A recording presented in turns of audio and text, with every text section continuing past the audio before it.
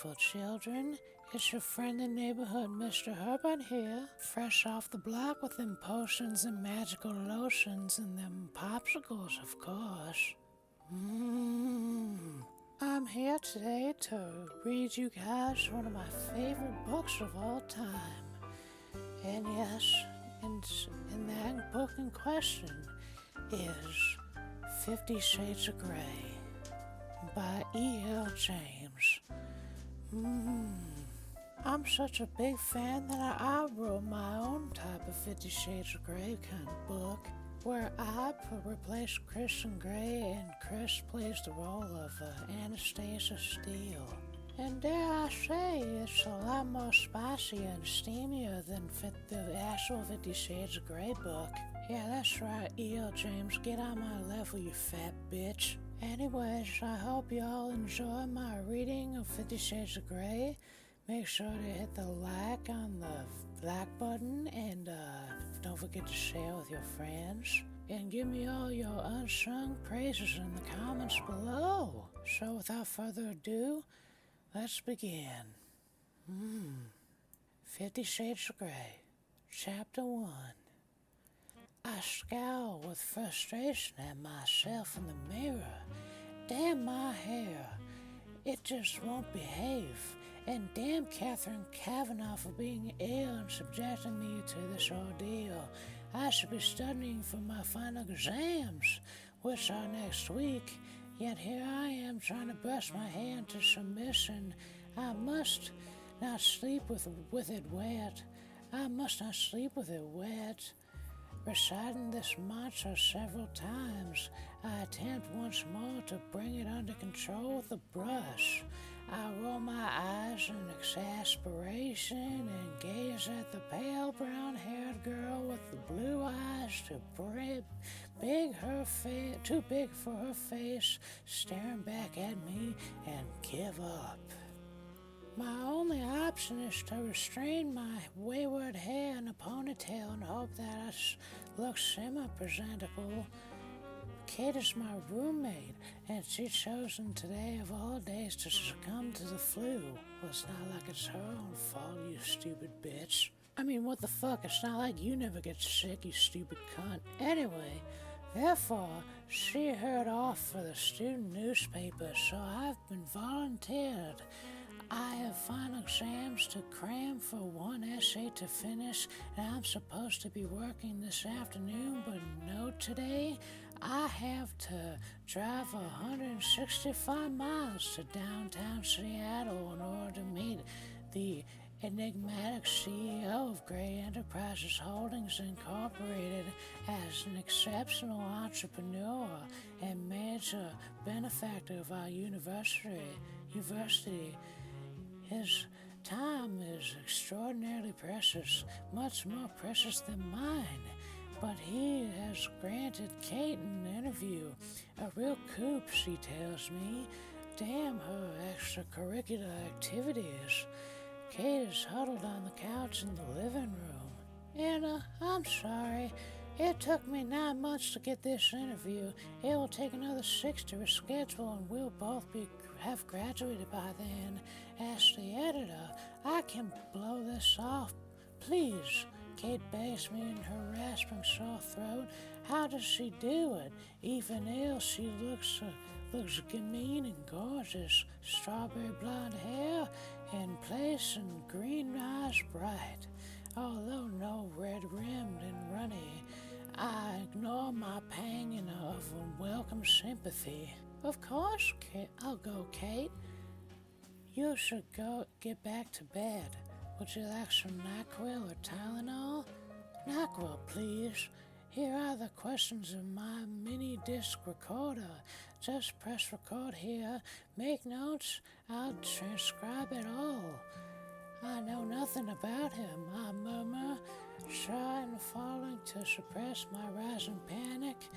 The questions will see you through. Go. It's a long drive. I don't want you to be late. Okay, I'm going. Get back to bed. I made you some soup to heat up later. I stare at her fondly. Only for you, Kate. would I do this. I will. Good luck and thanks, Santa. As usual, you're my lifesaver. Gathering my satchel, I smile wryly at her, then head out to the door to the car. I cannot believe I have let Kate talk to me into this, but then Kate can talk anyone into anything. She'll make an exceptional journalist. She's articulate, strong, persuasive, argumentative, meditative, beautiful, and she's my dearest friend. The roads are clear as I set off from Vancouver, Washington toward Portland and the 1 to 5. It's early, and I don't have to be in Seattle until 2 this afternoon. Fortunately, Kate's lent me her sporty Mercedes CLK. I'm not sure, Wanda, my old VW Beetle. God, you own a VW Beetle? That's fucking sad. Would make the journey in time. Oh, the Merkin is a fun drive, and the smiles slip away as I floor the pedal to the metal. Shouldn't you not be speeding down the traffic? What the hell's wrong with you? My destination is the headquarters of Mr. Gray's Global Enterprise. It's a huge 20-story office building, all curved glass and steel. An architect's utilitarian fantasy, with Gray House written discreetly in steel over the glass front doors. It's 1:45 when I arrive, greatly relieved that I am not late as I walk into the enormous and frankly intimidating glass, steel, and white sandstone lobby. Behind the solid sandstone desk, a very attractive green-blonde young woman smiles pleasantly at me. She's wearing the sharpest charcoal suit jacket and white shirt I've ever seen. She looks immaculate. I'm here to see Mr. Gray.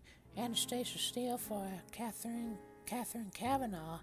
Excuse me one moment, Miss Steele. She arches her eyebrows slightly as I stand self-consciously before her. I'm beginning to wish I'd borrow one of Kate's formal blazers rather than wear my navy blue jacket. I have made an effort of worn my one and only skirt, my sensible brown knee-length boots and blue sweater. For me, this is smart. I took one of the escaped tendrils of my hair behind my ear as I pretend she doesn't intimidate me. Miss Kavanaugh is expected. Please sign in here, Miss Steele. You want the last elevator on the right. Press for the 20th floor. She kindly smiles at me, amused to no doubt, as I sign in. She hands me a security pass that has a visitor very firmly stamped on the front. I can't help my my smirk. Surely it's obvious that I'm just visiting. I don't fit in here at all. Nothing changes. I inwardly sigh. Thanking her, I walk over to the bank of elevators past the two security men who are both far more smartly dressed than I am. I'm in their well-cut black suits. The elevator whisks me with terminal velocity to the 20th floor. The doors slide open and I'm in another large lobby. Again, all glass, steel, and white sandstone. I'm confronted by another desk of sandstone and another young blonde woman dressed in impeccably in black and white who rises to greet me. Miss Steele, could you wait here, please? She points to a seated area of the white leather chairs. Behind the leather chairs is a spacious glass-walled meeting room with an equally spacious dark wood table, and at least 20 matching chairs around it. Beyond that, there's a floor-to-ceiling window with a view of the Seattle skyline that looks through the city toward the Sound. It's a stunning vista, and I'm momentarily paralyzed by the view. Wow! I sit down, fish the questions from my satchel, and go through them, inwardly cursing Kate for not providing me with a brief biography. I know nothing about this man I'm about to interview. He could be 90 or could be 30. The uncertainty is galling, and my nervous surface, making me fidget. I've never been more comfortable with one-on-one interviews, preferring the anonymity of a group discussion where I can sit inconspicuously at the back of the room. To be honest, I prefer my own company, reading a classic British novel curled up in a chair in the campus library, not sitting. I hope that didn't sound like I was saying shitting. Not sitting, twitching nervously in a colossal glass and stone edifice. I'm sorry, I'm old for this shit, so please forgive me. I'm a bit rusty at this. I roll my eyes at myself, get a grip still, judging from the building, which is too clinical and modern. I guess Gray is in his 40s, fit, tanned, and fair-haired to match the rest of his personnel. Another elegant, flawlessly dressed blonde woman comes out of a large door to the right. What is with the immaculate blondes? It's like Stepford in here. Taking a deep breath, I stand up. Miss Steele? The latest blonde asks. Yes, I croak. And clear my throat. Yes, that sounded more confident. Mr. Gray will see you in a moment. May I take your jacket? Oh, please, I struggle out of the jacket. Have you been offered any refreshment? No. Oh dear, is blonde number 1 in trouble? Blonde number 2 frowns and eyes the young woman at the desk. Would you like tea, coffee, water? She asked, turning her attention back to me. A glass of water, thank you, I murmur. Olivia, please fetch Miss Steele a glass of water. Her voice is stern. Olivia scoots up immediately and scurries to a door on the other side of the foyer. My apologies, Miss Steele. Olivia is our new intern. Please be seated. Mr. Gray will be here in another 5 minutes. Olivia returns with a glass of iced water. Here you go, Miss Steele. Thank you. Blonde number 2 marches over to the desk, her heels clicking and echoing on the sandstone floor. Man, E.L. James loved the term sandstone. She sits down, and they both continue their work. Perhaps Mr. Gray insists on all his employees being blonde. I'm wondering, Italy, if that's legal. Of course it's fucking legal. When the office door opens up and a tall, elegantly dressed, attractive African-American man with short dreads exits, I have definitely worn the wrong clothes. He turns and says through the door, Golf this week, Gray. I don't hear the reply. He turns and sees me and smiles, with his dark eyes crinkling at the corners. Olivia has jumped and called the elevator. She seems to excel, jumping from her seat. She is more nervous than me. Good afternoon, ladies, he says as he departs through the sliding door. Mr. Gray will see you now, Miss Steele. Do go through, blonde number 2 asks. I stand rather shakily, trying to suppress my nerves. Gathering up my satchel, I abandon my glass of water and make my way to the partially open door. You don't need to knock. Just go in, she smiles kindly. I push open the door and stumble through, tripping over my feet and falling head first into the office. Man, bitch, you must be one klutzy motherfucker. Double crap. Me and two of my left feet. I'm on my hands and knees into the doorway to Mr. Gray's office, and gentle hands are around me helping to stand. I'm so embarrassed. Damn my clumsiness. I have to steel myself to glance up. Holy cow, he's so young. Miss Kavanaugh, he extends his long-fingered hand to me once I'm upright. I'm Kristen Gray. Are you all right? Would you like to sit? So young and attractive, very attractive. He's tall, dressed in a fine gray suit, white shirt, and black tie, with an unruly dark copper-colored hair and intense bright gray eyes that regard me shrewdly. It takes me a moment to find my voice. Actually, I mutter, if this guy is over 30, I'm a monkey's uncle. In the days, I place my hand in his and we shake. Our fingers touch. I feel an odd and exhilarating shiver run through me. I withdraw my hand hastily. Embarrassed, must be static. I blink rapidly, my eyelids matching my heart rate.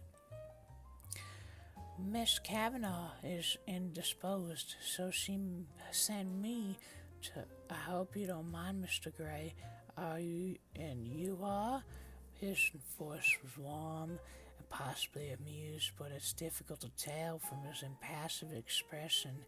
He looks mildly interested, but above all polite.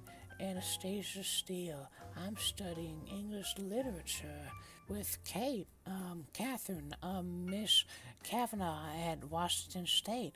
I see. He says simply, I think I see the ghost of a smile in his expression, but I'm not sure. Would you like to shit? It sounds like I said, would you like to shit? He waves me toward a white leather button-down-shaped couch. His office is way too big for just one man. Oh, it ain't too big for me, sweet cheeks. In front of the floor-to-ceiling windows, there's a huge modern dark desk that 6 people can comfortably eat around. It matches the coffee table by the couch. Everything else is white, ceiling, floors, and walls except on the wall by the door, where a mosaic of small paintings hang, 36 of them arranged in a square. They are exquisite, a series of mundane, forgotten objects painted in such a precise detail they look like photographs. Look at this photograph. Every time it here makes me laugh. Okay, I'm sorry. I can help myself. Displayed together, they are breathtaking. A local artist, Trouton, or Trouton? Well, who fucking cares? Says Gray when he catches my gaze. They're lovely, reasonably ordinary, extraordinary. I murmur, distracted by him and the paintings. He cracks his head to one side and regards me intently. I couldn't agree more, Miss Steele. He replies his soft, and for some inexplicable reason I find myself blushing. Apart from the paintings, the rest of the office is cold, clean, and clinical. I wonder if it reflects the personality of the Adonis who sinks gracefully in one of the white leather chairs opposite of me. I shake my head, disturbed at the direction of my thoughts, and retrieve Kate's questions from my satchel. Next, I set up the mini disc recorder, and all and all fingers and thumbs dropping twice on the coffee table in front of me. If Mr. Gray says nothing, waiting patiently, I hope as I become increasingly embarrassed and flustered, when I pluck up the courage to look at him. He's watching me, one hand relaxed in his lap and the other coupling his chin and trailing along, and his long index finger across his lips. I think he's trying to suppress a smile. Sorry, I stutter. I'm not used to this. Take all the time you need, Miss Steele. He says, do you mind if I record your answers? After you've taken so much trouble to accept the recorder, you ask me now? I flush. He's teasing me? I hope. I blink at him, unsure what to say, and I think he takes pity on me because he relents. No, I don't mind.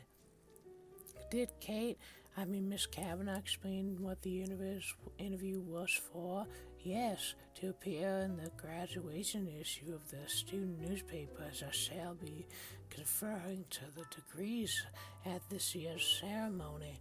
Oh, this is news to me, and I'm temporarily preoccupied by the thought of that someone not much older than me. Okay, maybe 6 years or so, and mega successful, but still is going to present me with my degree. I frown, dragging my wayward attention back to the task at hand. Good, I swallow nervously. I have some questions, Mr. Gray. I smooth a stray lock of hair behind my ear. I thought you might, he says, deadpan. He's laughing at me. My cheeks heat at the realization, and I sit up and square my shoulders in an attempt to look taller and more intimidating. Honey, you ain't intimidating. Sorry to burst your bubble there, but pressing the stop button on the recorder, I try to look professional. You're very young to have master such an empire. To what do you owe your success? I glance at him. His smile is rueful, but he looks vaguely disappointed. Business is all about people, Miss Steele, and I'm very good at judging people. I know how they tick, what makes them flourish, what doesn't, what inspires them, and how to incentivize them. I employ an exceptional team, and I reward them as well. He pauses and fixes me with his gray stare. My belief is to achieve success in any scheme, one has to make oneself master that scheme, know it inside and out, know every detail. I work hard, very hard to do that. I make decisions based on logic and facts. I have a natural gut instinct that can spot and nurture a good solid idea and good people. The bottom line is, it's always down to good people. Maybe you're just lucky. This isn't on Kate's list, but he's so arrogant. His eyes flare momentarily in surprise. I don't subscribe to luck or chance, Miss Steele. The harder I work, the more luck I seem to have.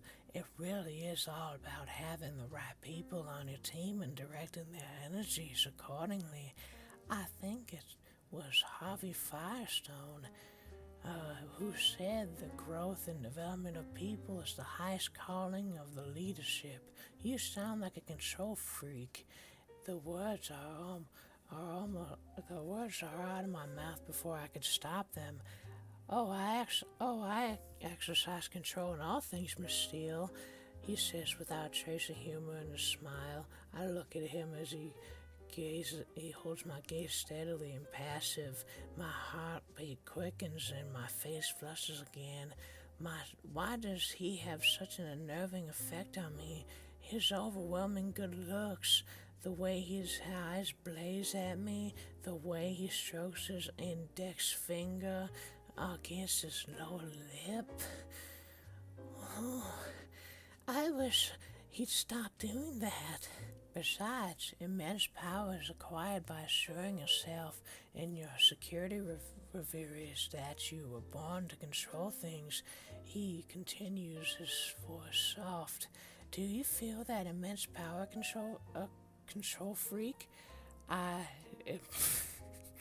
employ over 40,000 people, Miss Steele. That gives me a certain sense of responsibility. Power, if you will. If I were to decide I was no longer interested in telecommunications, business, and sell up, and then 20,000 people would struggle to make sure their mortgage payments after a month or so, my mouth drops open. I'm staggered by his lack of humility. Don't you have a board to answer to? I asked, disgusted. I own my own company. I don't have to answer a board. He raises an eyebrow at me. I flush, of course. I wouldn't know this if I had done some research, but holy crap, he's so arrogant. I changed tack. Any of you have any interests outside your work? I've varied interests, Miss Steele. Ghost of smile touches his, smile touches his lip.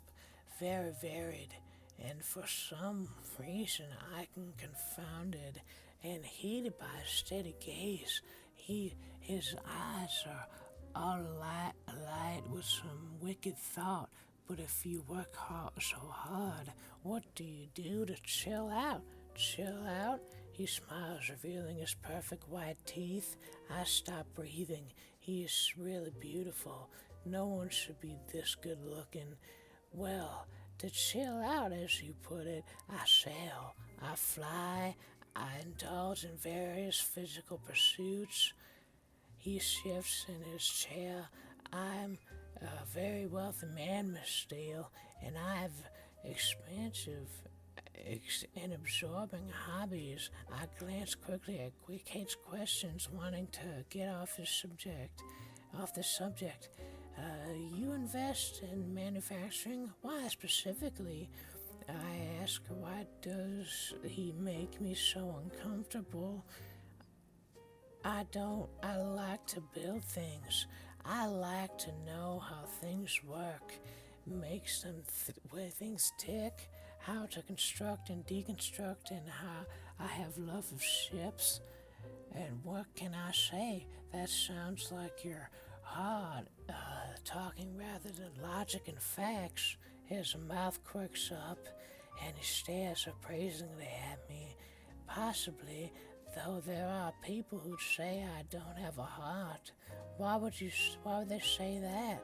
Because they know me well. His lip curls in a wry smile. Would your friends say you're easy to get to know? And I regret the question as I say it. It's not on case list. I'm a very private person, Miss Steele.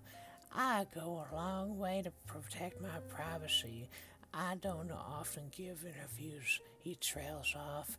Why did you agree to this one? Because I'm a benefactor at the university, and for all intents and purposes, I couldn't get Miss Kavanaugh off my back. Isn't she badgered my PR people, and I admire that kind of tenacity. I know how tenacious Kate can be. That's why I'm sitting here squirming uncomfortably under his penetrating gaze. When I should be studying for his exams, you also invest in farming technologies. Why are you interested in this area? We can't eat money, Miss Steele, and there are too many on this planet who don't have enough to eat. That sounds very philanthropic. That is it something you feel passionate about? Feeding the world's poor? He shrugs, very non-committal. It's shrewd business, he murmurs. I'm thinking he's disingenuous. I mean, it doesn't make sense feeding the world's poor. I can't see the financial benefits of this, only the virtue of the ideal. I glanced in the next question, but confused by his attitude. Do you have a philosophy? If so, what is it? I don't have a philosophy. Maybe it's a guiding principle.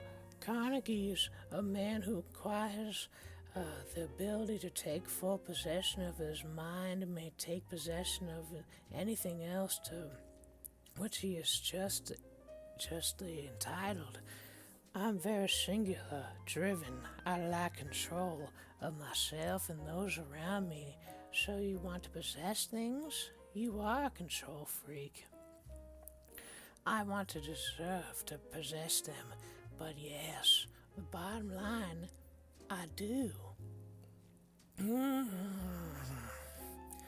You sound like the ultimate consumer. I am. He smiles, but the smile doesn't touch his eyes. Again, this is at odds with someone who wants to feed the world, so I can't help thinking, but that they were talking about something else. But I'm absolutely mystified as to what it is. I swallow hard. Yeah, you swallow, baby. That temperature in the room is rising. Maybe it's just me. I just want this interview to be over. Yeah, just like I want this chapter to be over. So hurry the fuck up. Surely Kate has enough material now. I glance in the next question. You were adopted. How far do you think that shaped the way you are? Oh, this is personal. I stare at him, hoping that he's not offended. His brow furrows. I have no way of knowing. My interest is piqued. Whatever. How old were you when you were adopted? That's a matter of public record, Miss Steele. His tone is stern. I flush again. Crap. Yes, of course. If I was doing this interview, I would have done some research. I'll move on quickly. You have had to sacrifice my family life for your work. That's not a question. He is terse. Sorry, I squirm, and he's made me feel like an errant child. I try again. Have you had to sacrifice a family life for your work? I have intended. I have a family. I have a brother and a sister and 2 loving parents. I'm not interested in extending my family beyond that. Are you gay, Mr. Gray? He inhales sharply and I cringe, mortified. Crap. Why did I employ some kind of filter before I read this straight out? How can I tell him I was just reading questions? Damn Kate and her curiosity. Yes, Anastasia, I'm gay. No, I'm just kidding. Yes, no, Anastasia, I'm not. He raises his eyebrows, a cool gleam in his eyes. He does not look pleased. I apologize. It's written here. It's the first time he said my name. My heartbeat has accelerated and my cheeks are heating up again. Nervously, I tuck my loosened hair behind my ear. Bitch, how many times you gotta tuck your loosened hair behind your ear? That's like the 3rd or 4th fucking time you had to do that. Jesus Christ, woman. He cocks his head to one side. These aren't your own questions. The blood drains from my head. Oh no. No, Kate, Miss Kavanaugh. She complied the questions. Are you colleagues on the student paper? Oh crap. I have nothing to do with the student paper. It's an extracurricular activity, not mine. My face is aflame. No, she's my roommate. He rubs my chin in a quiet deliberation. His gray eyes are praising me. Did you volunteer to do this interview? Yes. Deadly voice, deadly quiet. Hang on. Who's supposed to be interviewing whom? His eyes burning into me, and I compelled to answer with truth. I was drafted. She's not well. My voice is weak and apologetic. That explains a great deal. There's a knock at the door, and blonde number 2 enters. Mr. Gray, forgive me for interrupting, but your next meeting is in 2 minutes. We're not finished here, Andre, stupid bitch. Now get the fuck out of here. Please cancel my next meeting.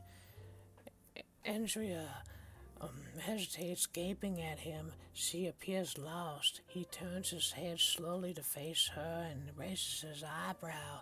She flushes bright pink. Oh, good.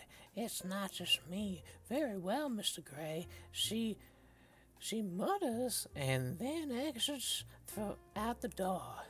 He frowns and he turns his attention back to me. Where were we, Miss Steele? Oh, we were back to Miss Steele now? Please don't let me keep you from anything. I want to know about you. I think that's only fair. His gray eyes are alight with curiosity. Double crap. Oh, triple crap.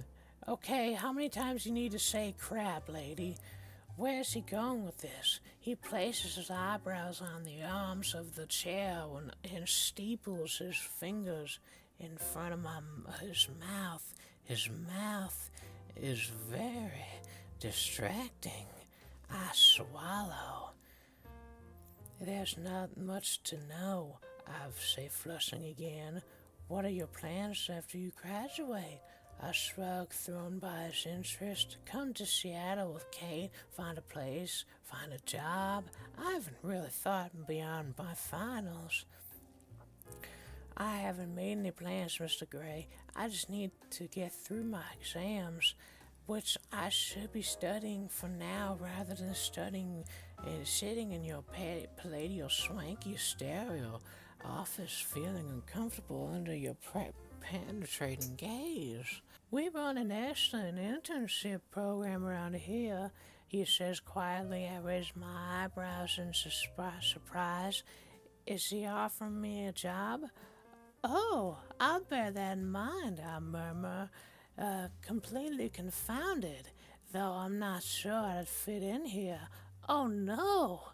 I'm musing out loud again. Why do you say that? He cocks his head to one side, intrigued of a hint of a smile playing on his lips. It's obvious, isn't it? I'm uncoordinated, scruffy, and I'm not blonde. Not to me, he murmurs, his gaze intense, all humor gone, and strange muscles deep inside my belly clench. Suddenly, I tear my eyes away from scrutiny and stare blindly down at my knotted fingers. What's going on? I have to go now. I have to lean forward, to retrieve the recorder. What would you like me to show you around? He asks. I'm sure you're too busy, Mr. Gray. I do have a long drive. You're driving back to WSU in Vancouver? Sounds surprised, anxious even. He glances out the window. It's beginning to rain. Well, you'd better drive carefully. His tone is stern, authoritative. Why should he care? Did you get everything you need? He adds, yes, sir, I reply, packing the recorder into my satchel. His eyes narrow speculatively. Thank you, Mr. Gray. Thank you for the interview. The pleasure's been all mine, he says, polite as ever. As I rise, he stands out his hand. Until we meet again, Miss Steele. It sounds like a challenge or a threat. I'm not sure which. I frown. When will we ever meet again? I shake his hand once more, astounded that an odd current between us is still there. It just may be my nerves. Mr. Gray, I nodded at him, moving with lithe and athletic grace to the door. He opens it wide, just ensuring you make it through the door, Miss Steele. He gives me a smile. Obviously, he's referring to my earlier less than elegant entry into office. I flush. That's very considerate, Mr. Gray. I snap and his smile widens. I'm glad you find me entertaining. I glow inwardly. Walking into the foyer, I'm surprised when he follows me out. Andrea and Olivia both look at me, equally surprised. Did you have a coat, Miss Gray asks. Yes. Olivia leads up and retrieves my jacket, which Gray takes from us. Before she can hand it to me, he holds it up and feeling ridiculously self-conscious. I shrug it on. Gray places his hands for a moment on my shoulders. I gasp at the contact. If he notices my reaction, he gives nothing away. His long index fingers presses the button, summoning the elevator, and we stand waiting awkwardly on my part, coolly self-possessed on his. The doors open and I hurry and desperate to escape. I really need to get out of here. When I turn to look at him, he's leaning against the doorway beside the elevator with one hand on the wall. He is very, very good looking. It's distracting. His burning gray eyes gaze at me. Anastasia, he says farewell. Kristen, I reply mercifully as the doors close. Oh boy. So that was Chapter 1 of 50 Shades of Grey, read by yours truly, Mr. Herbert.